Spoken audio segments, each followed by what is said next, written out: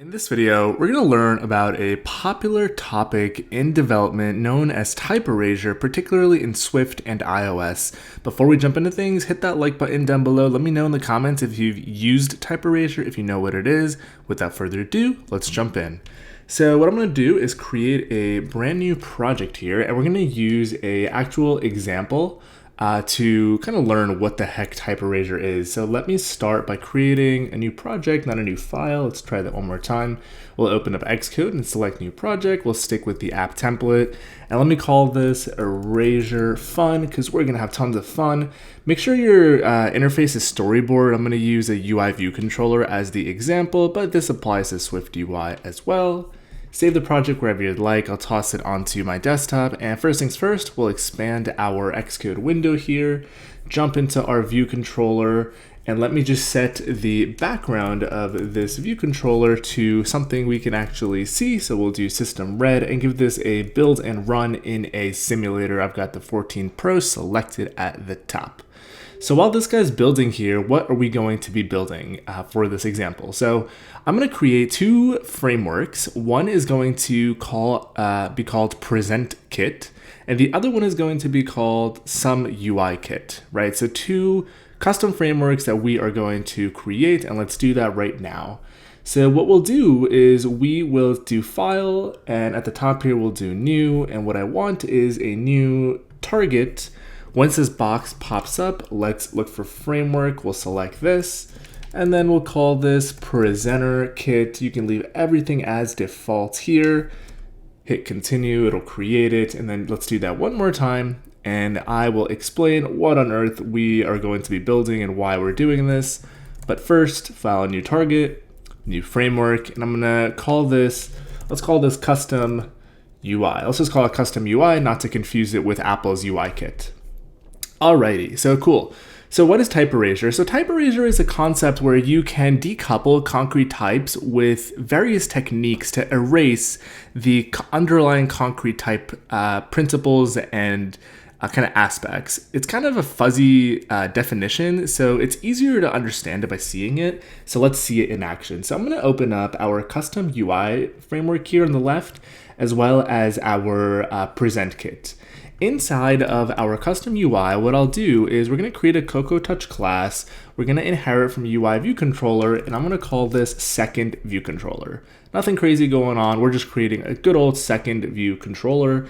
And inside of this controller, I'm just going to set its background color to something different than our other controller. I think I used red over there, so I'll make this one blue. Pretty simple. Alrighty, just make sure that you make this controller public so we can actually use it when we import this framework to our main app. We want to say public override here for this overridden function, as well as make the class public. Respectively, we are going to come on in back to our initial view controller. So let's open that up. Let's see if we can find it. There we are. And at the top here, just like any framework, we are going to say import custom UI. And let's just see a brief example. So let's say I have a function that says present second VC, and we'll call this function with a delay by saying dispatch queue main, and we will say async after now plus maybe 2 seconds. And 2 seconds later, we'll just go and call this present second VC function. And then inside of here, we'll just instantiate second view controller. You got to spell it right though, unlike me, otherwise it doesn't work. And then we'll say present VC animated true. So let's give this a run and let's just make sure it's working. What you expect to see is the red screen, and then 2 seconds later you'll see this blue screen. So that's great and dandy. Let's take our example further.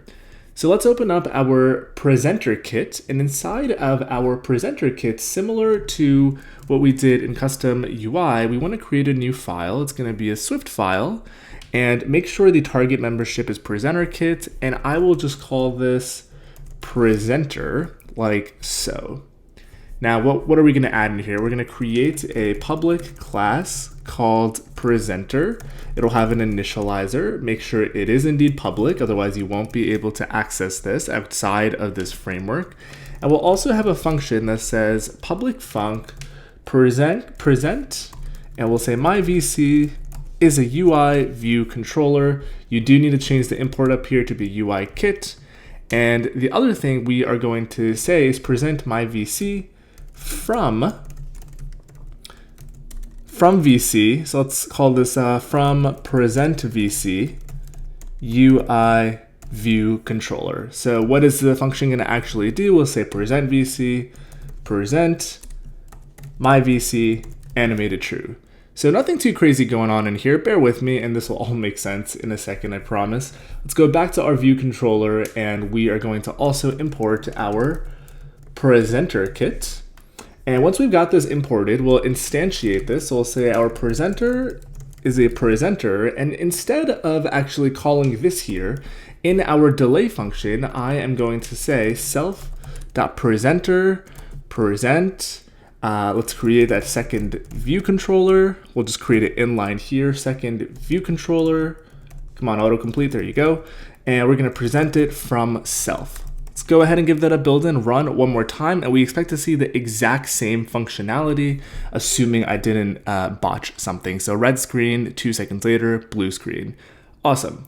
So herein lies where we can enter in type erasure. So in larger projects and even medium-sized projects, it's very common to break up your project into frameworks or feature modules or static libraries, or basically units of code that are not all in the same target, right? So in our example here, we have this framework called custom UI, and we also have this framework called presenter kit.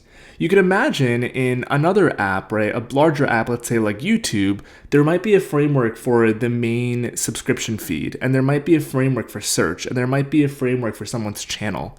And you often want to allow these types to support various incoming types without knowing the intimate details.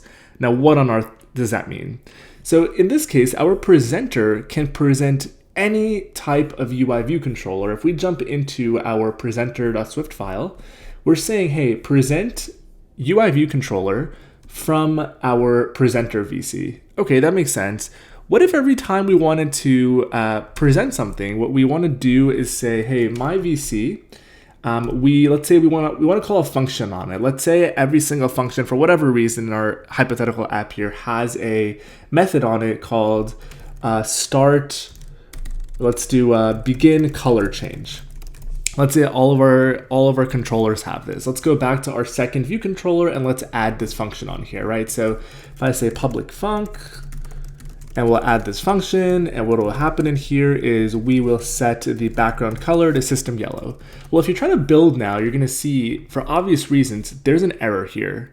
And the reason there's an error here is because the compiler is saying, well, I don't know what the heck this function is, because you're saying my VC is the base class UI view controller.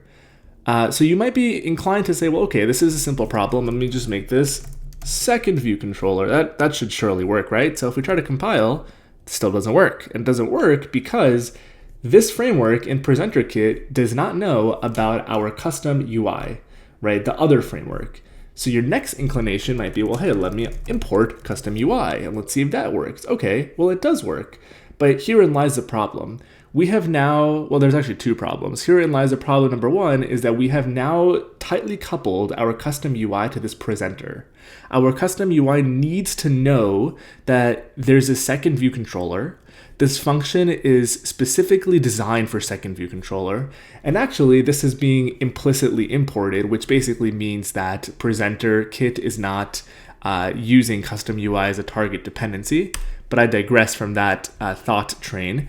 What we want to do is actually use type erasure here to make this function flexible enough where it can take in second view controller without actually knowing about second view controller.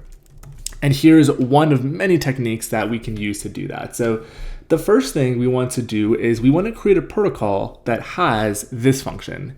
So let me create it right up here. So we'll create a protocol and let's call it my presentable color changing controller. And essentially we're going to say, hey, this guy has a function on it called begin color change. Pretty simple. Instead of taking in our myVC, we will take in, let me comment out this present line, we'll take in something that conforms to this protocol. And if you try to compile, you're going to see that In this case, we don't have any more issues. All right, looking pretty good. Let's jump back into our viewController.swift file here. And let's try to give this a run and let's see what happens. Alrighty, nothing's happening. Oh, look at that. We actually crashed. Okay, why are we crashing? The reason that we are crashing is because the object we're passing into present does not actually conform, right? So what we want to do is we want to make sure that second view controller conforms to that protocol. So let's use an extension to do that down here. So we'll say second view controller conforms to that protocol. And if you recall, the internal implementation of second view controller does indeed conform. It has the method, the selector, if you will, that matches our protocol implementation. So let's give it a build and run. Let's make sure it doesn't crash anymore. All right, we're not crashing, but we're certainly not presenting anything. So let's see what happened. Well, I in fact commented out the present call, so let's uncomment it. Let's try to compile, and oh no, look at that, we have another problem. The other problem is it's saying, basically, aside from what the error itself says, it's basically saying, well, this protocol doesn't have this present animated function on it. What the heck is this, right? So what we're gonna tell our compiler is the inbound argument is going to be a composed type, a composite type, if you will. The thing that we want to present should both be a UI view controller and conform to my presentable color changing controller. So we don't need to know that it's a second view controller that's coming in. For all we care, it could be any controller. It just should inherit from the superclass UI view controller. Moreover, we also want it to conform to this protocol. So let's give this a run. Should not have any build errors. We should see our blue screen presented, or yellow, I guess is what we made it. Or I guess it's blue, but we called this function. So let me actually make this a delay. Let's call this after it's presented. We'll say dispatch queue main async after now plus 2 seconds. And 2 seconds later, we will call this change color function on it, give it a build and run. We should see our blue screen, beautiful, should turn yellow, awesome. So let's just take a giant step back. So what on earth did we achieve by me rambling and doing all this kind of mental gymnastics? Well, our presenter kit here is able to do this functionality without knowing concrete types that are coming in. The technique that it's using to do that is by using an interface, also known as a protocol, and composing that type with a concrete superclass, which is UI view controller. And what we can do is even go further and type alias this if you want to make it even nicer in terms of readability. So we'll call this app VC, assuming our entire app uses this type of controller. And that becomes far better for readability purposes. And essentially now what we're able to do is we're able to use this presenter for any view controller across our project that we decide to add, so long as it meets the 2 criterias in our type alias of the UI view controller superclass, as well as the protocol conformance. The only thing you needed to do is expose these types and conform. Our second view controller does not know about its presenter, and our presenter does not know about the concrete types it's presenting. So this pattern is known as type erasure. Admittedly, this is kind of a simple example. I use this kind of color changing function here, but you can actually take this, quite far. And this is a very popular pattern to make sure that various units of code, be it in frameworks, libraries, what have you, are decoupled. You can work on them in isolation. You can test them in isolation, so on and so forth. These protocols, of course, can also have properties on them. So let's say there is a constant ID that needs to be on, whatever object conforms to this protocol. It could have a getter. It could also have a setter. It could be immutable, so on and so forth. So that is type erasure in a nutshell. Hopefully it wasn't too confusing. Let's see what I just screwed up there. Looks like I got an extra curly. Hopefully it wasn't too confusing. Drop a like down below if you weren't aware, or even if you were and this video was helpful. Let me know in the comments if you've used this pattern, any other common erasure techniques. Apple does use type erasure a lot in their types. If you see anything like any collection or any sequence, usually anything with the prefix any as a type is using type erasure under the hood to mask the concrete type that is being used I know it might sound a little complicated, especially if you haven't worked with this stuff before, but I promise it's not that scary when you jump in. I appreciate y'all watching. This is all I've got in today's video. Hit that bell icon, subscribe before clicking away for Into iOS. Thanks for watching, and I'll see you in the next one.